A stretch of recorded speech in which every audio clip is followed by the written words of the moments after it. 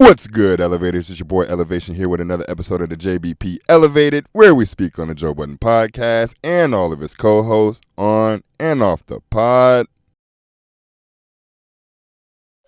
I haven't done this in a long time, but this was serious enough of a conversation for me to want to have a breakdown of my own as they're breaking it down. So forgive me for the extremely long video today. I don't know if I'm going to put it in one part or two parts, but we're definitely going to chime in on this. Let's get to it. They put a podcast out responding to what happened between Flip and me, and they offer different perspectives on it. I thought they were generally respectful, and I agree with a lot of what was said. Some of it I had a slightly different take on, but they were basically using this as a kind of launching pad to talk about a bigger issue, which they saw was a dumbing down of America. I think the episode was called the Joe Budden podcast and the dumbing down of America. Shit. And they were saying that the exchange between me and Flip is evidence of that. Now, as I said earlier in the show, I don't agree with that part of it. It's just not in his head, so I think he does. Yeah. Well, that's where problem number one arises for me, and then I'll toss it back to Mark. You title it that, and then admittedly say, I don't look at that, because that's not my ministry. See, and that's why I appreciate what Andrew had to say, because he said, one, I'm not familiar with this podcast. I don't watch the clips from this podcast. I assume this is not their frequency every week. He did. Thank you, Andrew. Thank you, Andrew. That's why you need niggas with brains around. Thank you.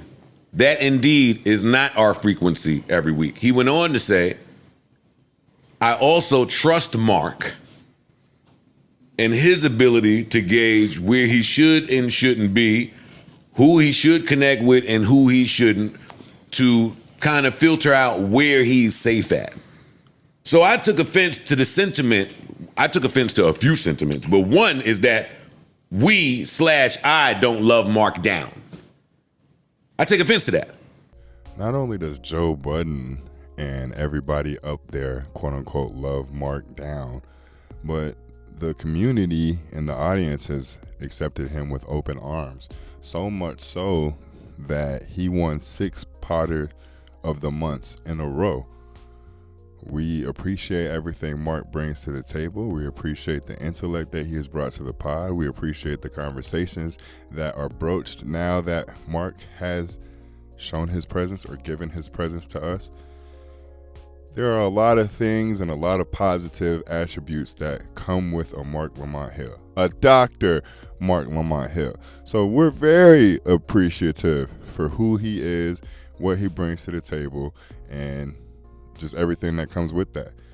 It frustrates me, even though they're giving the governor or the former mayor his props, it frustrates me that intellects have this even called into question about what spaces they are in and what spaces they should have their presence in.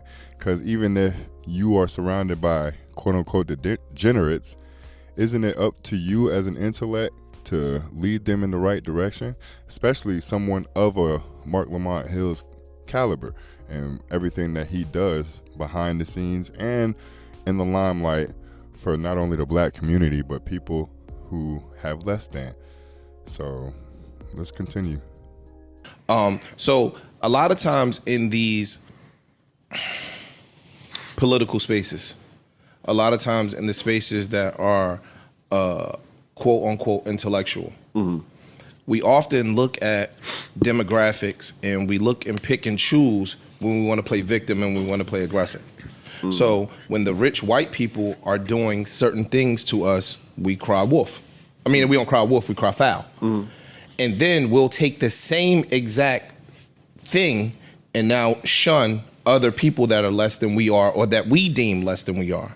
So when we're in a political space and we see all these rich white people making all these moves and doing all this shit and saying, fuck the masses, I don't care what they think. And then the young lady got on the platform and basically called Flip dumb and said, I don't give a fuck what he thinks. I don't want to hear from him because he's not, in my opinion, credible, or his opinion is not valid. It's the same thing that the white people that oppress us say their opinion is not valid. I don't want to give a fuck about the thoughts of sheep when I'm a lion. So I think that that's a hypocrisy in that. You understand what I'm saying? I do. Also, that's Follow. what happened with Flip and Mark is contextual. And if you don't watch the pod, which none of them admittedly do, you don't even understand the argument that was taking place. Now, although I agree with Ish's sentiment, I don't agree with his point that he's making. Actually, let me rephrase that. I hear the sentiment that Ish is trying to make, but I don't agree with it. I don't care what the white people do in the political space, and if I care, my mom told me when I was a young buck, I was probably 16, 17 years old when she told me this. Hey, baby, you know that City Hall, locally, here, has meetings every third Thursday of each month that you can attend or that you can watch on C-SPAN. I don't know if C-SPAN still exists, but I remember she told me this 20-something years ago. People will cry foul at the decisions that are being made, but they won't participate in any of the decisions being made. I understand gerrymandering, I understand jurisdiction, I understand who represents you in the office, but there are things that we can do to make sure that these political conversations don't remain political. We have to understand what they're talking about when they're talking about it. So I don't cry foul when these niggas do things. I have to be aware of these things. So it starts at the local level. It starts with us trying to conduct other people in this civilized manner in order for real change to happen. But when it comes to the political conversations that are occurring, or scratch that, when it comes to the young lady, I don't know her name, so I will call her young lady, addressing Flip as an idiot, someone beneath her, someone that she wouldn't waste her time speaking to. The fact that she's speaking on him gives him and everyone up there on the JVP the opportunity to defend himself, to prove why she should have conversations, and then we can get into a further conversation. All the intellectual people that claim and say they don't want to waste time speaking to the people that they view as beneath them, how do you think change is going to occur? And I'm not speaking from a perspective of someone that is on the outside looking in. I've been the quote-unquote intellectual that has spoke life into the quote-unquote degenerates. I remember being in 8th grade. This has been predestined on me for a long time. I remember being in 8th grade and they literally made a peer mediator program so they could send kids to me. I was the person running this entire program. They would send kids to me so we could speak on the discrepancies that they had with the opposite party, see if we can come to an agreement, and make sure that agreement stood so there would be no punishment on both sides. We have to acknowledge the opposition. There's going to be people that say things about us and to us that we hate and don't agree with and that made no sense to us. Always remember when you're on the other side of this though, Flip, because I'm defending you now because I understand why you need the defense in this moment. But just the other day, and quite often, honestly, you will demean us and speak on us as if we're beneath you purely based on the views that you get on your channel and because of the financial status that you have that you assume the rest of us out here don't have. You won't even acknowledge us in the space because of how you view us, but we're supposed to look at you in this situation and come to your defense because people that are above you, quote unquote, view you beneath them and don't want anything to do with you. But at the same time, this is a beautiful thing that this is a conversation in a political podcast and in areas you wouldn't think that we reached. And by we, I'm speaking of the JVP. This is a beautiful thing. Expansion is a beautiful thing. Conversations that we haven't had in the past that we need to have going forward is a beautiful thing. But let's continue. Flip is my friend, though. You understand what I'm saying? And so they were shooting at Flip a lot. It was unfair. And then we get into these spaces where, no, Flip may not have 3 degrees. I've been to Flip house. Flip got an elevator in his house. I've been around Flip. Flip generates more income than a lot of these so-called academics do.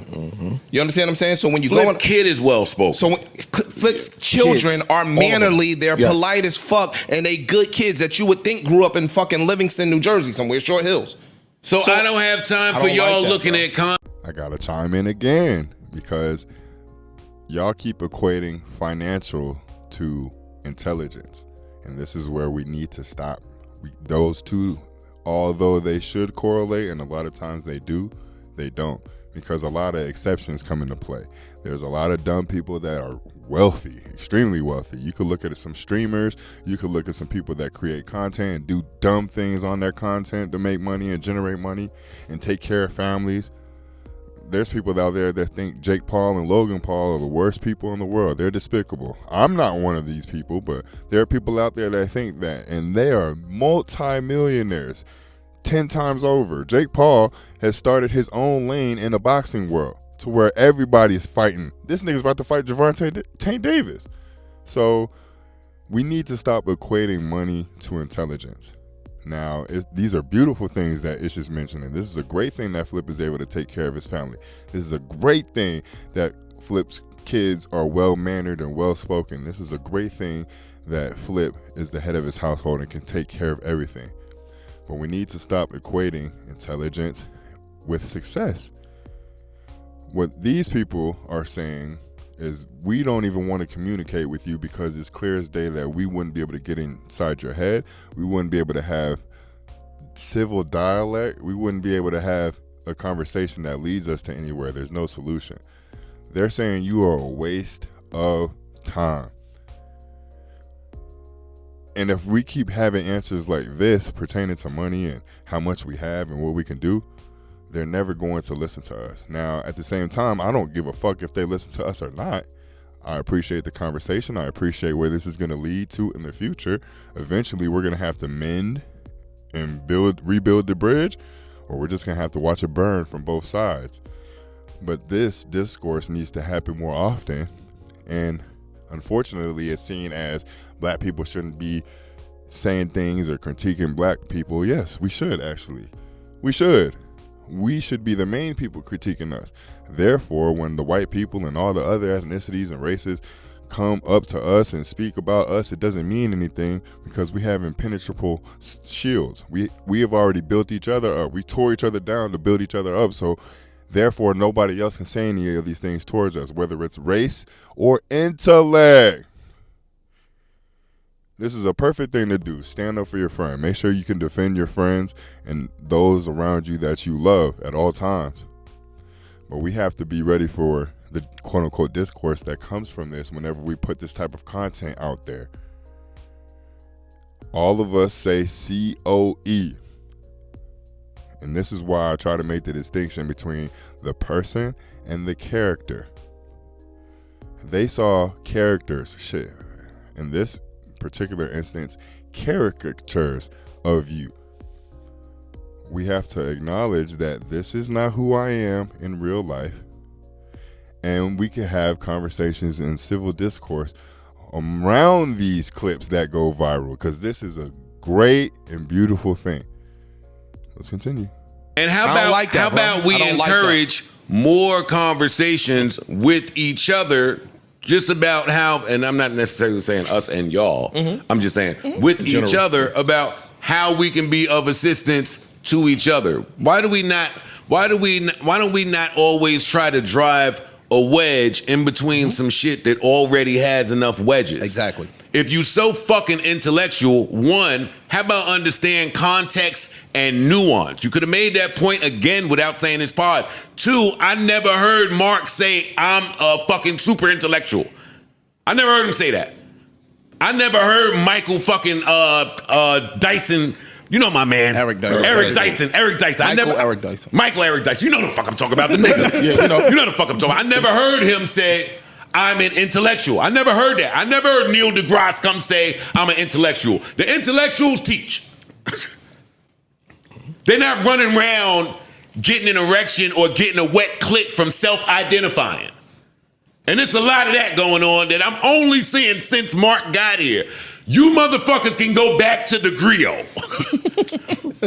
Y'all can go back to the spiritual healer or wherever the fuck you get your news from. Again, y'all don't have that license because your fucking friend is up here. And he could have been there. Anyway. No, don't go to the griot. Stay your ass right here. Bring your ass right back over here. Y'all, it's funny that we can speak on the clips that circulate over the internet and over the algorithms enough to where you could see something like this click on it, watch it, and then have an hour's worth of an opinion on it. Maybe not an hour, I'm exaggerating, but still, you get the gist of this. Bring your ass here. They can spew their opinion about what we do over here in the urban space all they want, because we need to have this connection going forward. As much as we quote unquote hate them, and I don't hate them, they voice their opinion, and there's a reason why they label themselves super intellectuals. But I don't get mad at that. I don't. Because let's be clear, when you're good or great at something, you let motherfuckers know that you're good or great at something. This is why people constantly speak on their careers when it comes to trying to prove themselves to other people that are viewed as peers, or at least they want to impress. They're going to speak on it. Hell, to a much lesser extent, I hoop. Y'all know I hoop. I let niggas know I'm a hooper. It's okay. If they feel they're super intellectuals, it's up to us to A, prove they aren't super intellectuals, and B, have the conversation with them anyway. Because we are going to get mad regardless of who's speaking on us, because they're speaking on us. At least if it's us speaking on us, we can have proper dialogue. We don't have to worry about, oh, he's not going to understand what I'm saying. Yes, the fuck they do. Yes, the fuck they do. Everybody knows certain things, regardless of how it's said, regardless of the sentiment shared behind it. They understand what you mean. And we need to have these conversations going forward. Fuck how they feel about us. Because you know what? That's what they're saying about us. It doesn't mean the conversation doesn't need to happen. So no, fuck the griot. Even if they're at the griot, stay your happy ass right here. And because you are the super intellectuals and you have so much to spew, give us outlets, show us things, give us the interest to go and look up these things for ourselves. Because everybody's always like, oh, you need to want to have the knowledge for yourself. Yes, you're right. But I can tell you all the examples from when I was a kid all the way into adulthood of things that piqued my interest. And a lot of the times it was because somebody else explained it to me. There's been times when I've been at my lowest and somebody knew I was at my lowest, and they know how pride is with men, especially in the black community. So he came down to my level.